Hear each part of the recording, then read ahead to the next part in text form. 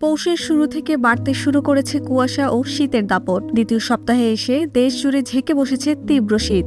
এর সঙ্গে কয়েকদিন ধরে হিমালয় থেকে আসা শীতল বাতাস এই তীব্রতা আরও বাড়িয়ে দিয়েছে। সঙ্গে আছে ঘন কুয়াশার চাদর। এমন পরিবেশ আগামী জানুয়ারি পর্যন্ত থাকতে পারে বলে জানিয়েছে আবহাওয়া অফিস। আবহাওয়া অফিসের বুলেটিনের তথ্য বলছে, হালকা থেকে ঘন কুয়াশার প্রকোপ অব্যাহত থাকবে আরও 4 দিন, অর্থাৎ 1 জানুয়ারি পর্যন্ত। এতে সাময়িক ব্যাহত হতে পারে নৌ, সড়ক ও বিমান চলাচল।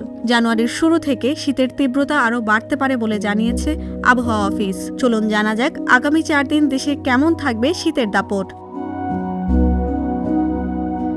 29 ডিসেম্বর অস্থায়ীভাবে আংশিক মেঘলা আকাশ সহ সারা দেশে আবহাওয়া শুষ্ক থাকতে পারে। একইভাবে দেশের কোথাও কোথাও মাঝারি থেকে ঘন কুয়াশা পড়তে পারে এবং তা দুপুর পর্যন্ত অব্যাহত থাকতে পারে। ঘন কুয়াশার কারণে বিমান চলাচল, নৌ পরিবহন এবং সড়ক যোগাযোগ ব্যবস্থা সাময়িকভাবে ব্যাহত হতে পারে। এদিকে দেশের 7 জেলা চুয়াডাঙ্গা, যশোর, গোপালগঞ্জ, রাজশাহী, পাবনা, সিরাজগঞ্জ ও নীলফামারীর উপর দিয়ে বয়ে চলা মৃদু শৈত্যপ্রবাহ কোথাও কোথাও অব্যাহত থাকার পূর্বাভাসও দেওয়া হয়েছে।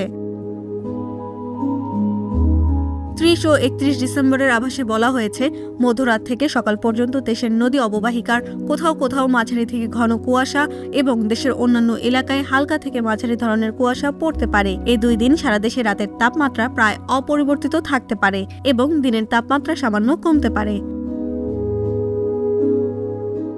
বছরের প্রথম দিন অর্থাৎ 2026 সালের 1 জানুয়ারি সারা দেশে মাঝারি থেকে ঘন কুয়াশার দাপট অব্যাহত থাকবে। তবে এই দিন সারা দেশে রাত ও দিনের তাপমাত্রা সামান্য বাড়তে পারে।